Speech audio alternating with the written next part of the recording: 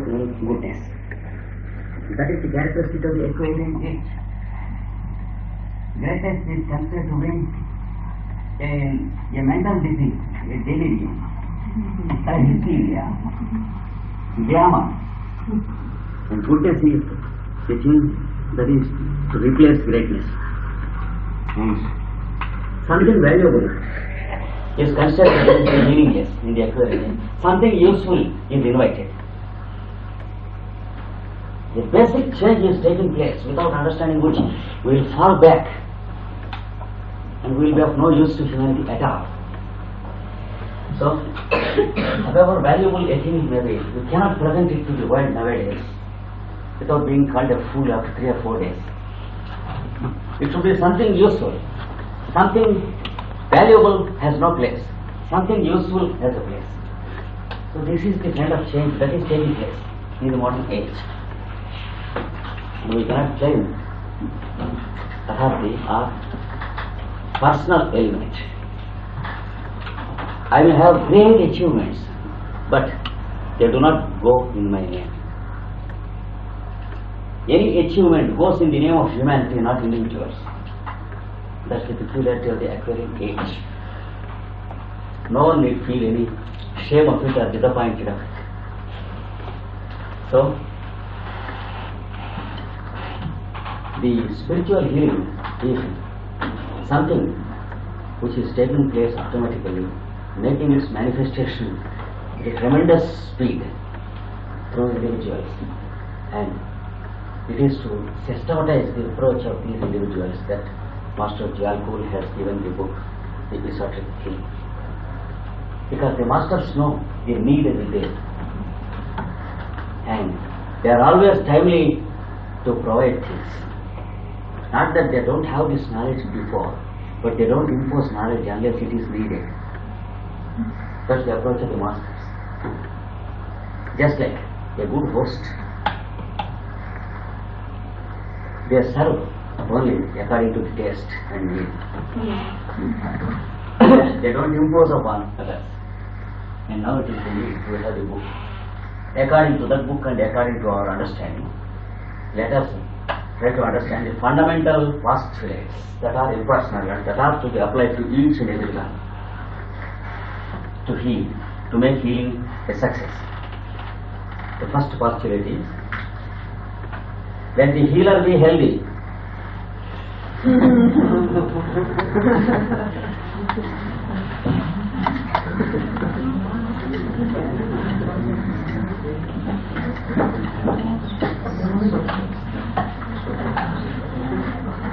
If a lung specialist suffers from asthma or TB, we lose our confidence.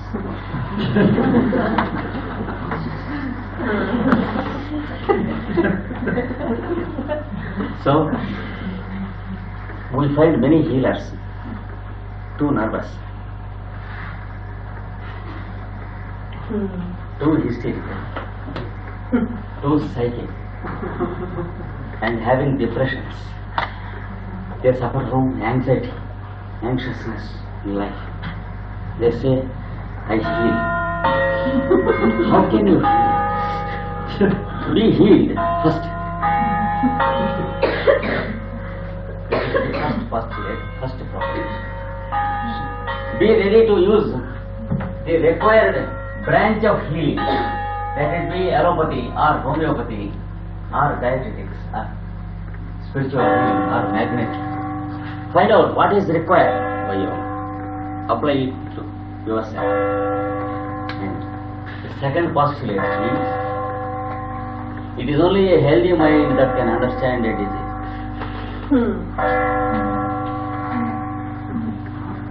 Because if a patient is irritable, if the doctor is unhealthy, he is also irritable. So, we think that it is a doctor and a patient, but the truth is there are two patients.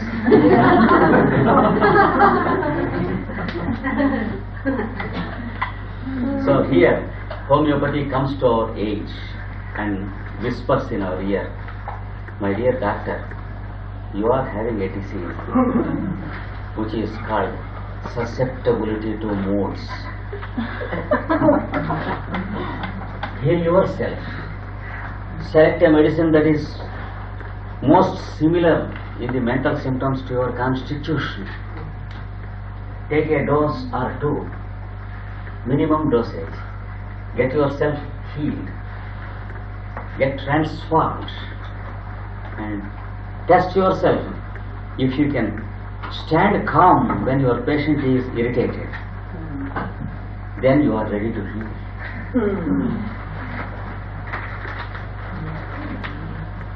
So, this is the most important aspect which we have to consider. The second aspect is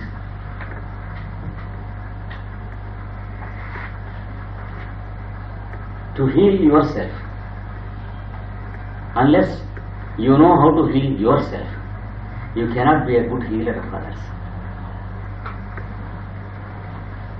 And to heal yourself successfully, what is required? There are two things. One is wrong and the other is right. One. To be conscious of one's own disease.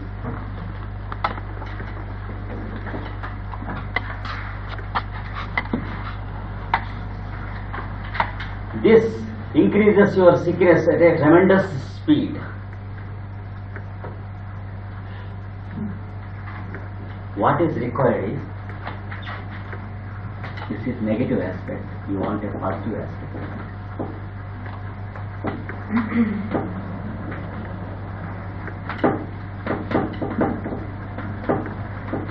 Take timely steps, that is what is required. You are not expected to be conscious of your own disease continuously. Taking required steps has nothing to do with being conscious of your disease. There are two different things. The first trait is the most undesirable trait that leads the patient straight to the grave in spite of the best doctor. Because it eats the person. Here, the hearer has to switch off the mind of the patient from his disease. He should be able to do it. Otherwise, he cannot be a doctor, he cannot be a healer. I warned you, every medical practitioner cannot be a doctor. Practitioner is different from doctor. A doctor should be able to divert the mind of the patient from negativism to positivism.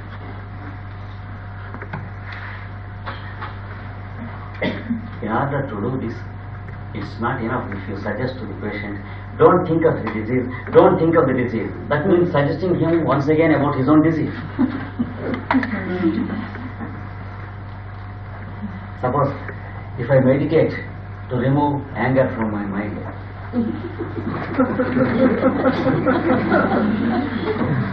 what happens? I am meditating upon anger.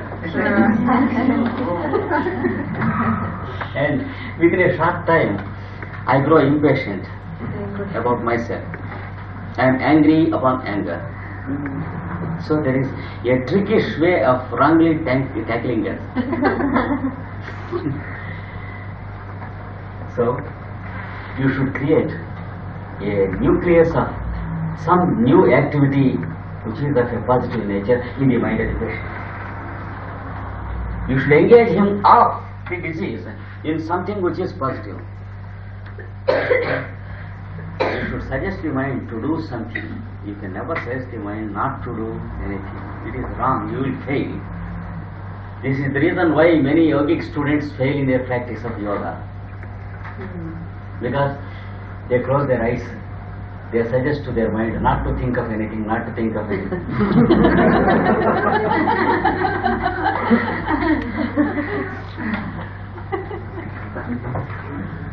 After about 5 or 6 or 10 years of yoga practice, you ask him, how do you feel? Do you succeed? Is your mind free from thinking? He says, Just trying. I may succeed in the next few years.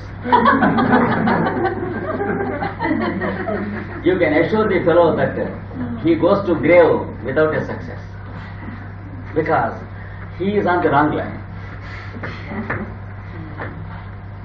Not to think of anything. If you suggest to the mind begins to think of it. So a negative approach is never needed, is never required.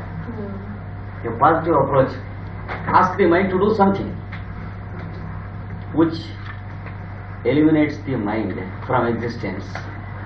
That is the process of yoga. Ask the mind to observe the movements of the respiration.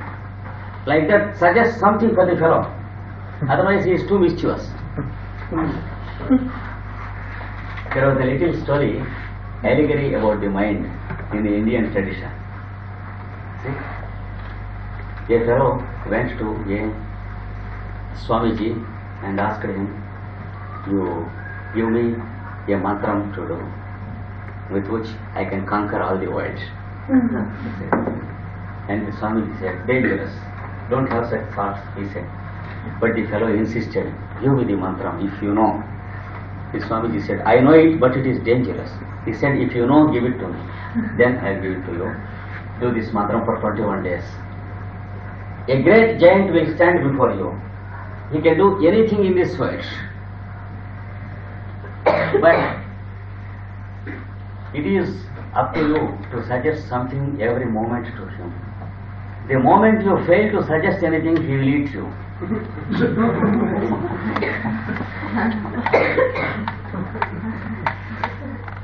This is what is called mind. The giant is mind. This is a story, a parable about the mind. And the fellow, he meditated upon the mantra for 20 days. And on 21st day, there was the giant standing before him, said, "What do you want?" And he said, "Oh, meals." And the giant, "Here is meals, eat." And he is eating. "Next, tell me something." "Water." He said, "Here is water." Then he was agitated. He said, "Take this table and put it there." And the giant said, "It is there." And when he saw the table was not here, it was there.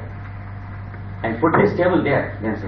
Then he said, "Take this house there." And the giant said, "It is there."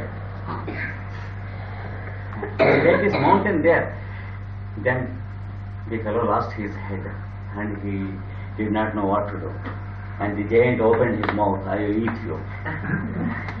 And then he ran to the Swamiji, in the meanwhile speaking, "Bring water, bring tumbler, bring watch, bring paper."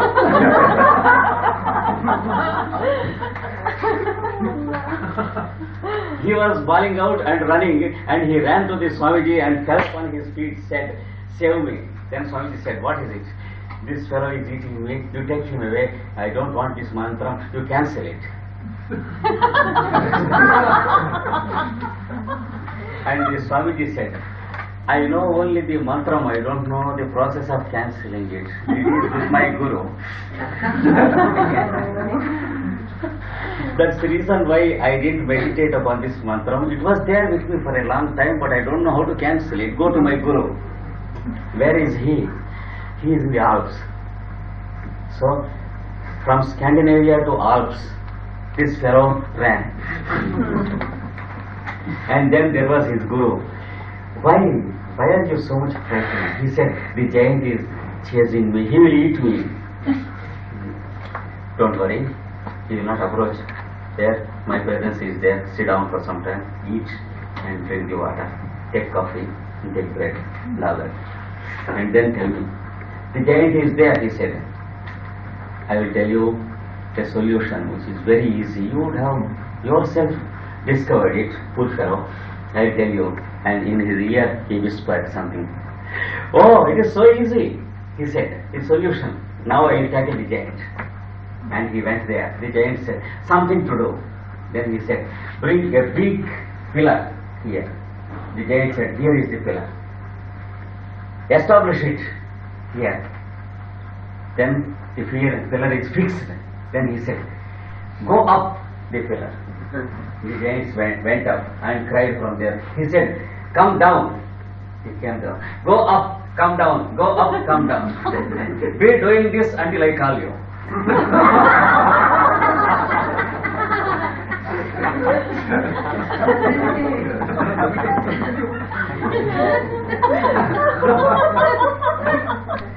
So, until October 14th, 1983, the giant is going up and coming down, going up and coming down. This is the little story about mind, narrated in the legendary fables of India. So, how to control the mind? Not by thinking about the mind or asking the mind to control, but by suggesting something which is significant, which can control the mind. So, create a new center of activity to the mind. Let it be a fine art, a science, a pursuit, a study, where the fellow is kept active. I know my experience with this. We have as many as 83 big clinics in India, conducted by my students in the what I call the new era healing, which includes allopathy, homeopathy, naturopathy and spiritual healing, supplementation theory. And there people come forward to help the patients and to work in the clinic daily.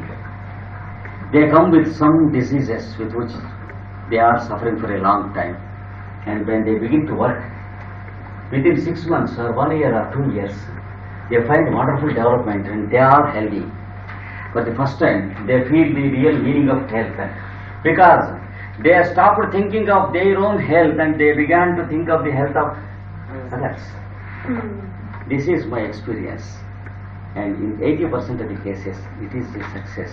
The fellows needed no much medicine at all. They needed only a diversion of the mind from their own disease. So, one of the wonderful principles of healing is see that the patient is not continuously conscious of his own sufferings. You find some people always talking of their own disease and complaining about how they suffer again and again. If you want to talk something, once again they will draw you into their own subject.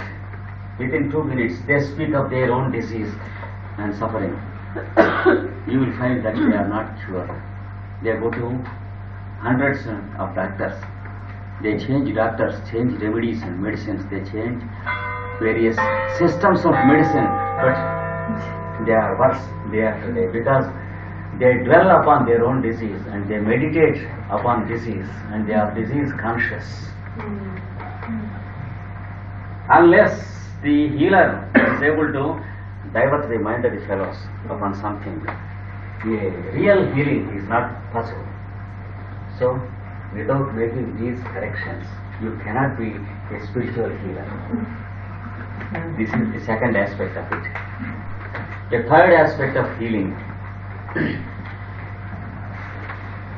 the healers heal through the tips of the fingers. They heal through sight. They heal through voice. There are many methods of healing. The secret is magnetism. When once you develop healing magnetism, it can be operated either through your sight or through your voice and conversation or through your fingers or through your touch. If at all you develop healing magnetism, it can be utilized in any way. You can use your leg or hand or head, anything.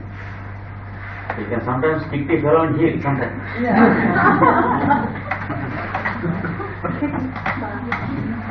So, don't specify exclusively a method to heal. Have all the methods. One method is useful in one case, another method is useful in another case, and your common sense should be your constant teacher. The way of applying is with you, the keys are with you. Many times we don't use common sense. It is there with us, safe, protected by us, not utilized. That's why Blavatsky says in his secret doctrine, it is wrongly called common sense because it is rarely used.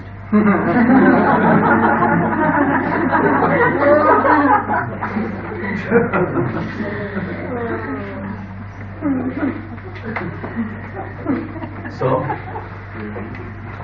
you cannot apply the same rule as to a second patient which you applied to the first patient. For example, the naturopath suggests fasting. It works with certain people. It works havoc with certain people. So you should be careful to suggest fasting to Mr. X and to suggest Mr. Y not to fast. You should understand. If a cardiac patient of an advanced stage were asked to fast, he will die. Should be careful. There are certain patients who are better by fasting, but there are certain patients who may die by fasting. And suppose the Hatha Yoga teacher suggests the same asana to every patient to cure himself. In some patients it is wonderful, the cure is wonderful. In some patients it works dangerously and there are casualties. For example, Shirshasana, head down posture. You suggest Shirshasana to a fellow having some bodily pains and some debility, etc. It is wonderful. But you suggest it to a fellow having a history of epileptic sickness, that is the grand mal. The fellow immediately gets the attack whenever he does Shirshasana, because blood rushes to the head and the fellow has the attack once again, the crisis is there. And from that day onwards, his epilepsy increases until it is too damaging. Sometimes there will be a condition of stasis. So, you should have a selective and judicious way of applying methods. Then only you are called a healer and a doctor. So, you should be able to use your fingers or your sight. Many times you should practice it without professing that you are healing. Then you will be able to heal to a maximum extent, because 50% of the patients, they are doctor conscious, doctor sensitive and healer sensitive.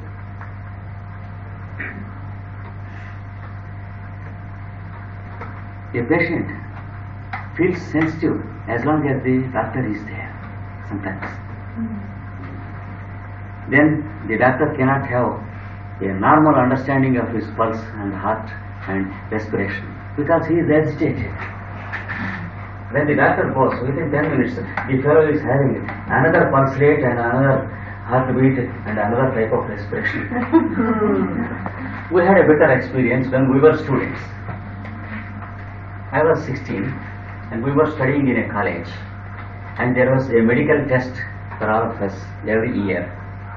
And the doctor has remarked for more than 95% of the patients suffering from heart palpitation.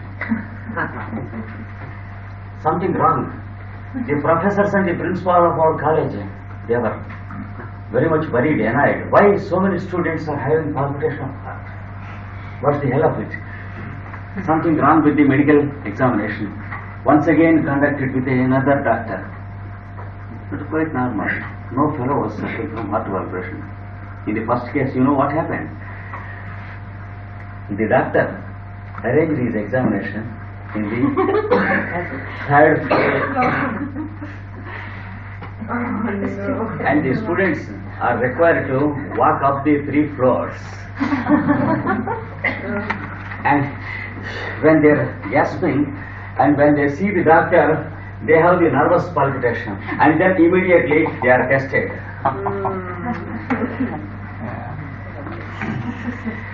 Except a few fellows who have no sensitivity of the doctor, all the others are reported as having heart palpitation, heart palpitation, heart palpitation. I too was classed among them. And again, this is what happens with the doctor. So, if the healer professes that he is a healer, there are many patients who are sensitive, and the moment a patient feels sensitive of the doctor or a healer, the centers that have to be opened up to the energies of healing, they close, they get blocked. There will be a blockage of energy centers, and it is very, very difficult for the healer to tackle the cases.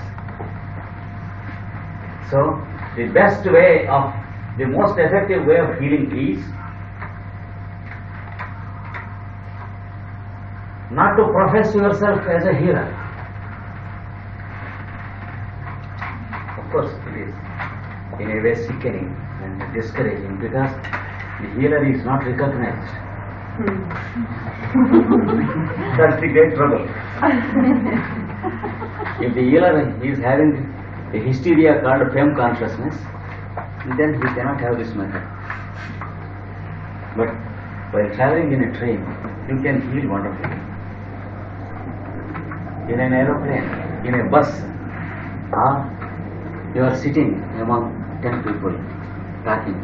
You can engage them in a sprightly conversation, a humorous discussion, when it is the best time for you to supplement healing magnetism, because all their energy centers are opened. This is how you have to do.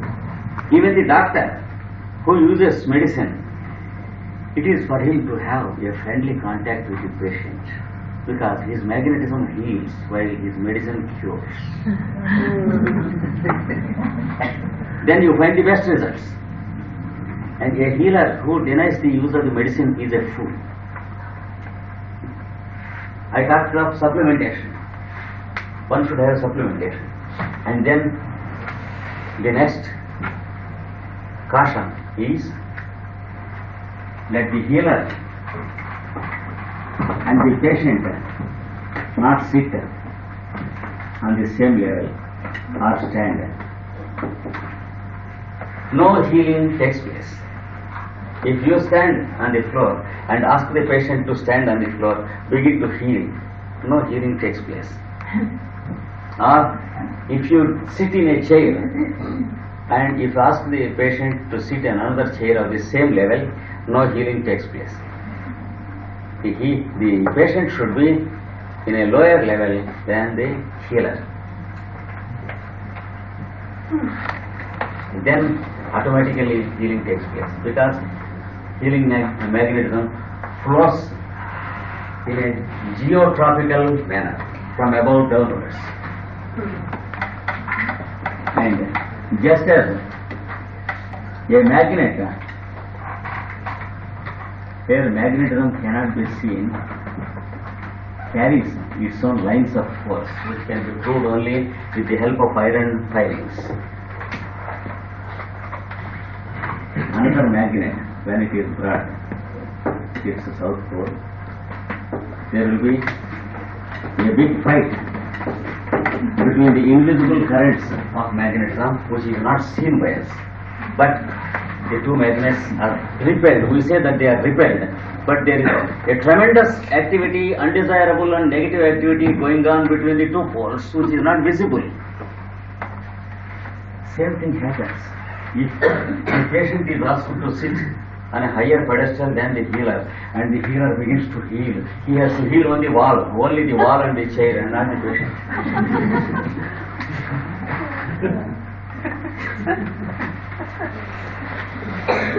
Even in experiments of hypnotism, let it be the best hypnotist. Let the patient sit on the table and they let the hypnotist sit on the floor. Let him hypnotize anyone. See, it is always a failure. It cannot be a success. Because vital magnetism, that is human magnetism, flows from one person to another from above downwards. Why, you can ask? It is arranged that the earth receives this magnetism through the rays of the sun. The rays of the sun travel from above downwards. That's the reason why the human magnetism also flows from above downwards. So, you cannot ignore natural law and the process of the natural phenomena. So, this is another principle. Ask the patient to sit a little bit lower than you, not too low. If you sit here and make the patient sit somewhere here, there is no contact. If you ask the patient to stand on the street and you stand here, through the window you can't see.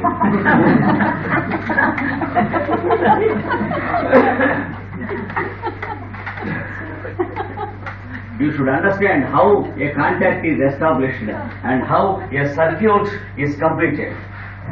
Understand the phenomenon of magnetism and electricity and the working of the electromagnet and the law of alternation of currents. Then you will be able to understand how healing takes place. So,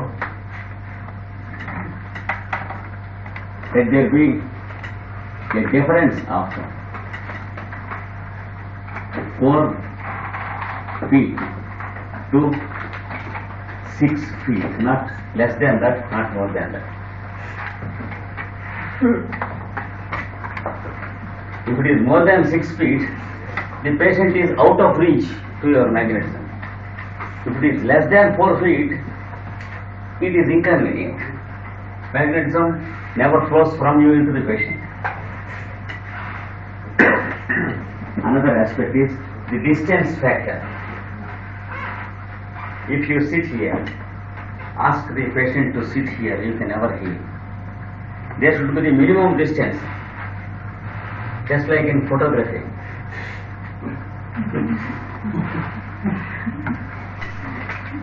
You cannot use a camera, however superior it may be, or a lens, unless you have the minimum required distance. If you put the capsules here, you cannot see. You should have some distance, convenient distance, and not too much distance. You can heal a person who is sitting at a distance of a minimum 6 feet. That is a human height distance. The distance of an average human being's height of human being.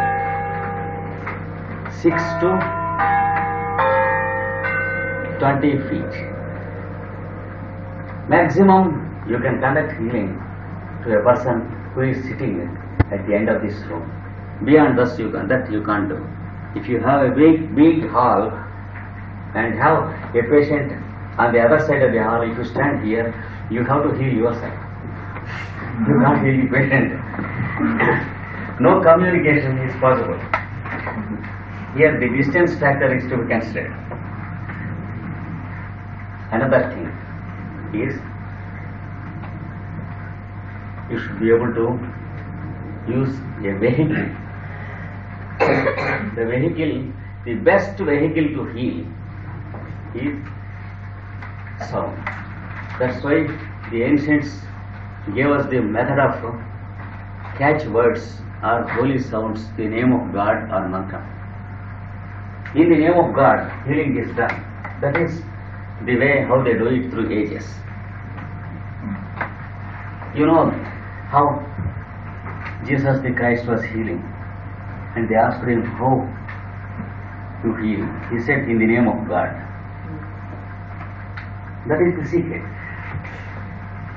What is the name of God, by the way? Everyone has his own name of God, unfortunately. But there should be one name of God which heals. Then God said, you utter my name. Then the disciple asked her, when I go to Egypt and when they ask me what is the name of your God, what should I say? What was the answer?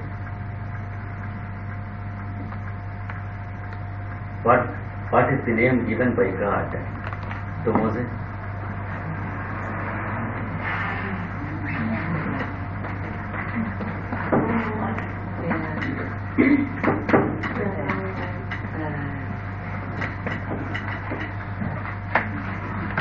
That is the master key. God never said his name was this. If God had said, my name is I am that I am, Moses would have gone to Egypt and said, he is that he is. My God is, he is that he is.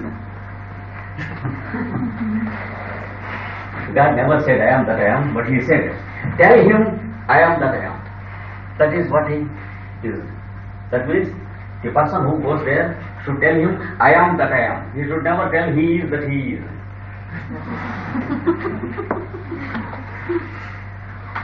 You should know how mantras are given in the scriptures.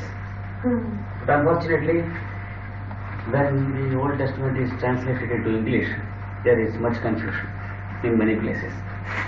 The mantra lost its purity and only the meaning is translated in many places. For example, in some other place, it is said, I am unique. That means no plurality is accepted. But unfortunately it is translated in a nasty way. I, the Lord God, am a jealous God. That is the translation. So God is made ugly and jealous because of the translator.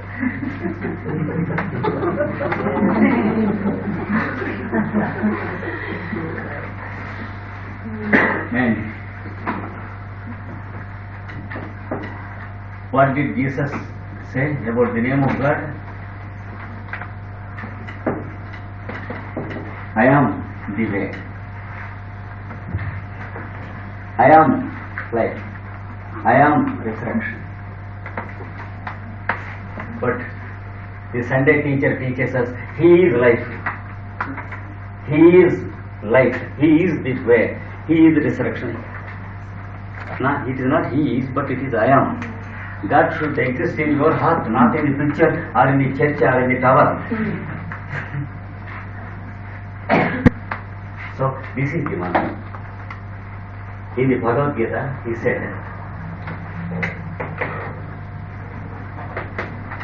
I am the one who initiated the sun god into the first existence. That means, when there was no sun to this solar system, there was no solar system existing. In this space, there was an awakening whose meaning is I am. And then there was the existence of the sun. And he shines forth from that time onwards. So, the healer should have this as the name of God. Through the I am of every healer, healing occurs. That is what Jesus said, in the name of God. But we have, unfortunately, two I ams. One is the false I am, Antichrist, and the other is the real I am, the Lord. We should be able to utter the name of the real I am. Just within half a minute, I will speak of it. We have the five senses and the mind working. The one is sense of sight, the second is sense of hearing, the third is sense of smell, sense of taste, sense of touch. These are the five senses we are having, through which the mind is working and through which the environment is forcing itself upon the mind. And the mind is receiving the environment and reacting to the environment. So we live in constant reaction as long as we are existing. The moment we sleep, we do not exist. But as long as we exist, we react and we live in reaction. Therefore, we have no time to know ourselves and have our action which is natural to us.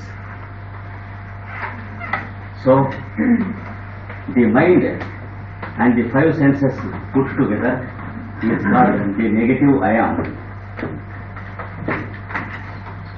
who is the false existence of the entity. So we have a false existence of ourselves and a real existence, the real I am, who shines forth as mind and who shines forth as the five senses and the faculties, and he has no sleep. This fellow sleeps, that is the mind and the senses, and we say we sleep. In fact, we don't sleep. If we sleep, what happens? The heart sleeps, the lungs sleep, and the body has to be thrown into cemetery. So we are not sleeping. It is only the mind and the senses that are sleeping, whereas we are there, taking care that the lungs are respiring, and the heart is beating, and the blood is circulating, and the food we have eaten is being digested. We eat sometimes heavy dinner and we sleep. What happens if the stomach also sleeps? What happens when the lungs, if the lungs sleep, if the heart sleeps? For 2 minutes give me rest. If the heart asks, for 2 minutes, within the 2 minutes, the fellow goes away from the body. So the fact is, we are not sleeping. It is only the mind and the senses, the false I am or the negative I am, the fellow who is sleeping. He is called the indweller, who is always conditioned by the environment, and the real dweller is called the Lord. So his name is I am that I am. So this is the import of all the scriptures of all nations of all types.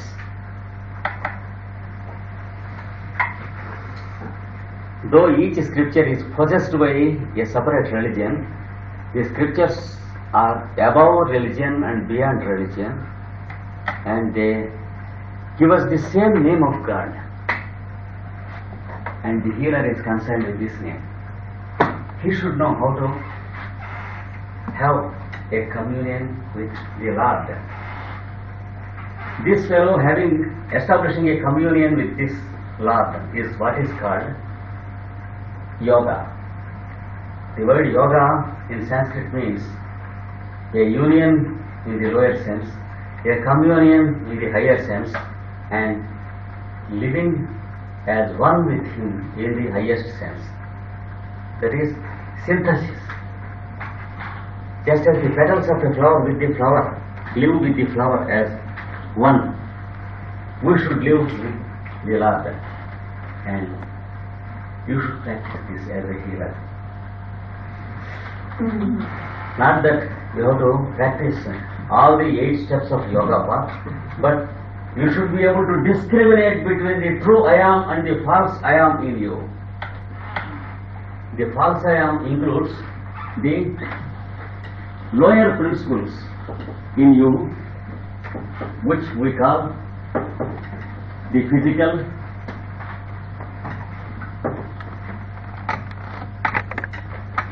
the etheric, and the mental.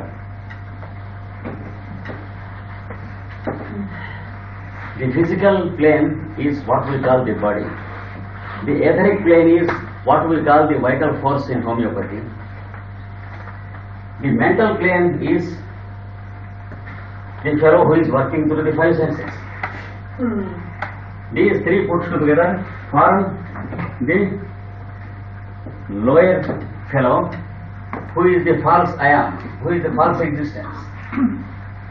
And there is the fourth one.